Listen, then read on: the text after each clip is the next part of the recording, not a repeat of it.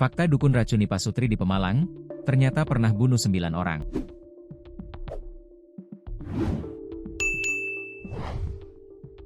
Fakta baru terungkap soal Ibin, 63, dukun pengganda uang yang bunuh suami istri Muhammad Rosihi dan Nur Azizah Turohmah di Desa Mereng, Kecamatan Warung Pring, Kabupaten Pemalang, Jawa Tengah.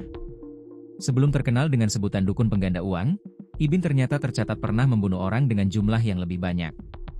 Dia dihukum 20 tahun penjara di Nusa Kambangan dan baru bebas 2019 lalu. Residivis kasus serupa, bunuh 9 orang di Tegal, kata Direktur Reserse Kriminal Umum, Dirreskrimum, Polda Jateng Kombes Pol Dwi Subagio di kantornya, Rabu, 20 Agustus 2025. Jasad suami istri Muhammad Rosihi dan Nur Azizah Turohmah ditemukan meninggal dunia di bekas tempat pemecah batu di Kecamatan Warung Pring, Kabupaten Pemalang, pada 10 Agustus 2025. Dwi mengatakan bahwa korban dibunuh dengan minuman kopi yang dicampur racun. Status tersangka residivis, kata Dwi saat ditemui di Mapolda Jawa Tengah. Modus yang dilakukan tersangka mengaku bisa menggandakan uang.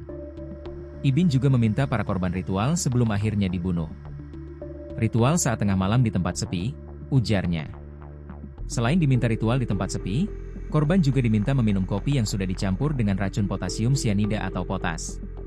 Sebelum diracun oleh tersangka, korban sudah beberapa kali menagih uang yang tak kunjung bisa digandakan.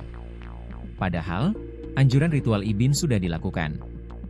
Beberapa kali melakukan ritual dan korban menagih kok uangnya ya bisa kembali. Kemudian melakukan ritual terkahir saat diracun itu, ungkapnya.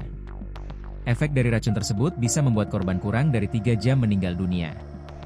Korban mengalami kerugian 2 jutaan rupiah itu yang ditagih, lanjutnya.